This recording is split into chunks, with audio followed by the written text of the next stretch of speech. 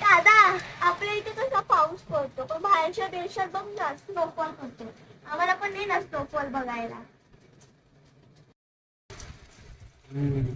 आणू शकतो आपण पण इंडियामध्ये स्नो.